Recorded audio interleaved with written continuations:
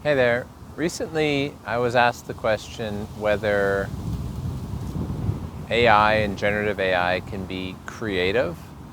And in order to answer that question, we need to qualify a couple of ideas to get to a conclusion. So, to be creative, we think about it as the novel connection of known things. So, if you think of grouping knowledge as to a set of known things and a set of unknown things.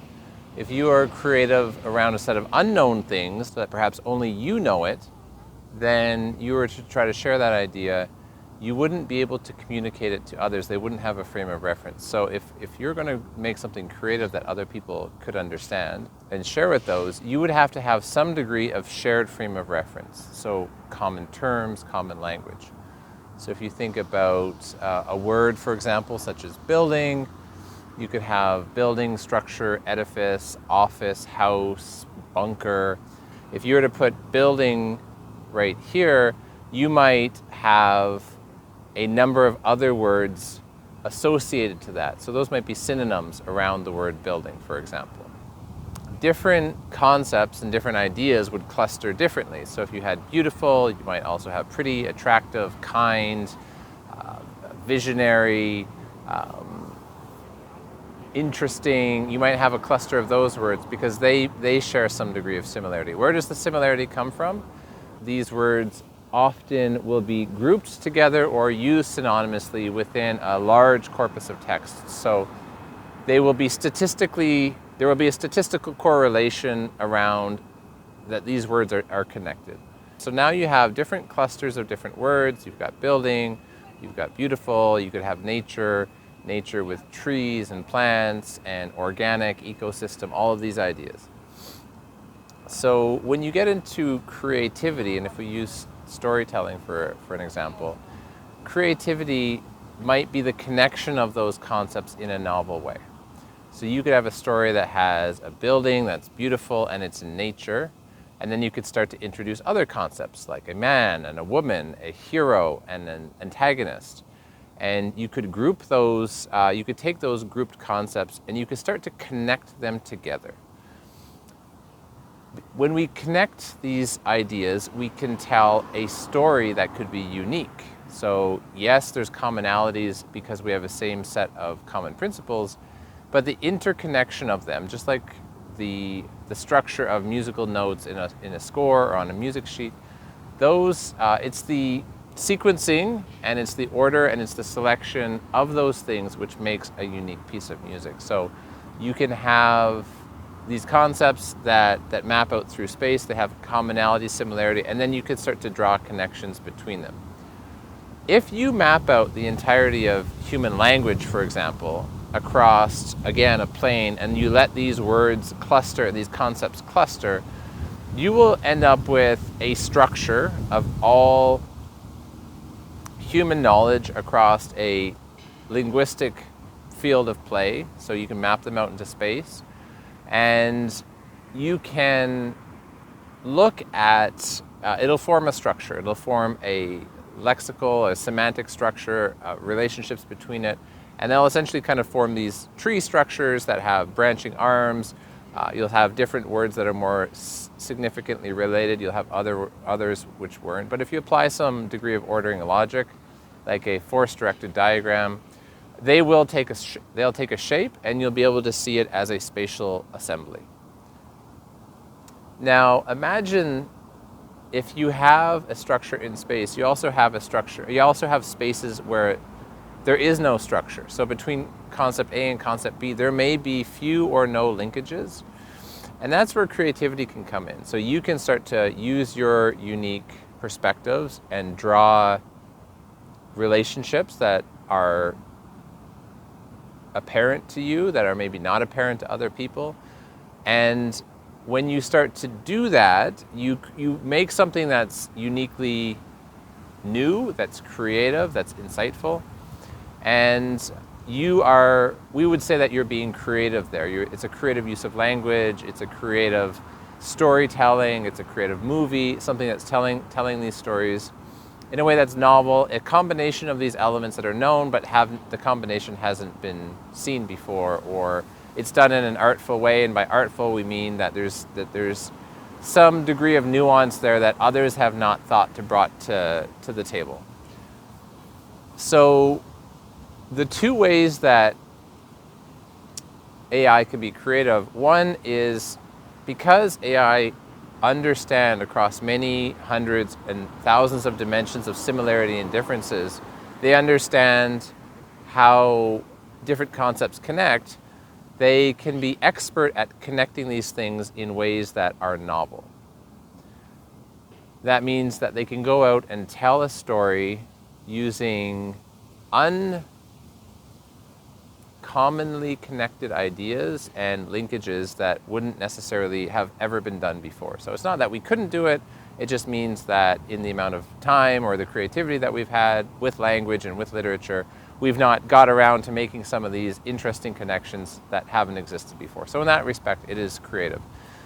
The other way that AI can be creative is to enter into the void around the mapping and the extent of human knowledge. So again, if you take a language, let's say a language has 80,000 words, and you disperse them across a field and you create some sort of superimposed ordering hierarchy that connects these things together like I've described, you will have dense structures of closely related ideas, you'll have loose structures of loosely related ideas, and you'll have voids where there is no idea in there. There is no word, there is no concept.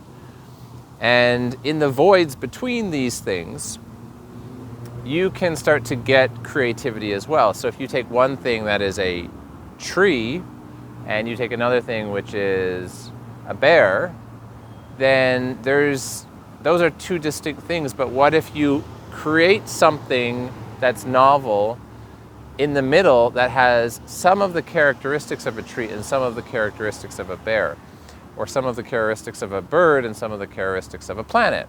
So you can start to create new definitions of things, of animals, of ideas that are the amalgam of facets, and you can start to fill out the space, the voids around the boundary of human knowledge.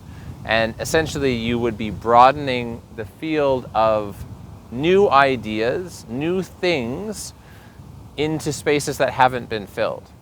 And if you just think of the animal kingdom, for example, you have all different sorts of animals, and they don't embody all possible combinations of animals, right? So yes, you have whales and fish and birds and mammals and other things like that, but we certainly haven't seen all combinations of those things. So we could imagine that through evolution, you might end up with snakes with bushy tails, or you might end up with different combinations of things that don't exist. And so that's another way of using fragments of ideas to assemble new things that we can understand.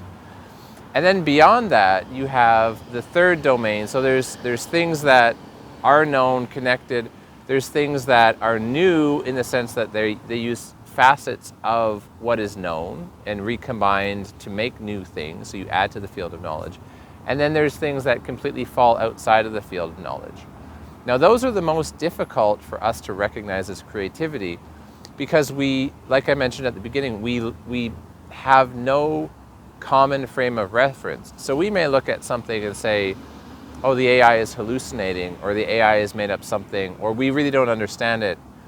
But we may just lack the frame of reference. The AI might have pushed creativity and be quite clever and be quite innovative, but because we don't have the means of appreciating that, we would look at that as just perhaps garbage or noise or something else like that. So we have to recognize the fact that our creativity is bounded only to the frame of reference within which we are accustomed, and that there may be an infinite amount of creativity beyond that spectrum.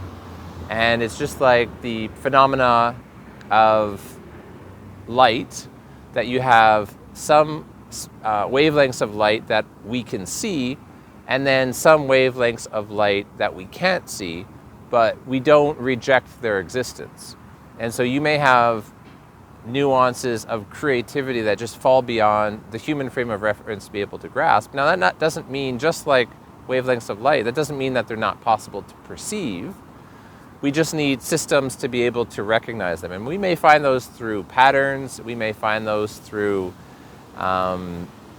structures or relationships that are apparent to us, but we don't understand, just like we don't understand what the birds tweeting means, we don't understand what the whale song necessarily means. But we can appreciate that to them it means something.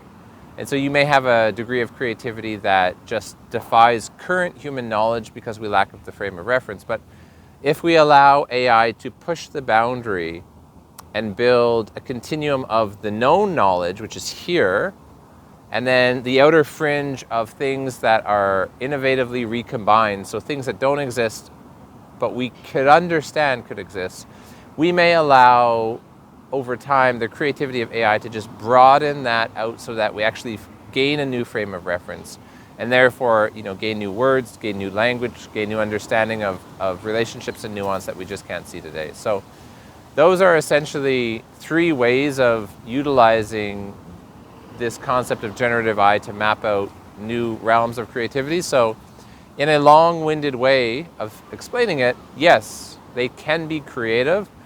We just need to define precisely what we mean about creativity and how those things kind of integrate. So I hope that this has been interesting. I've tried something new here with the graphics. So maybe let me know what you think of that, and follow up if you've got any questions. So happy exploring, happy building. I can't wait to see what you and your AI create next.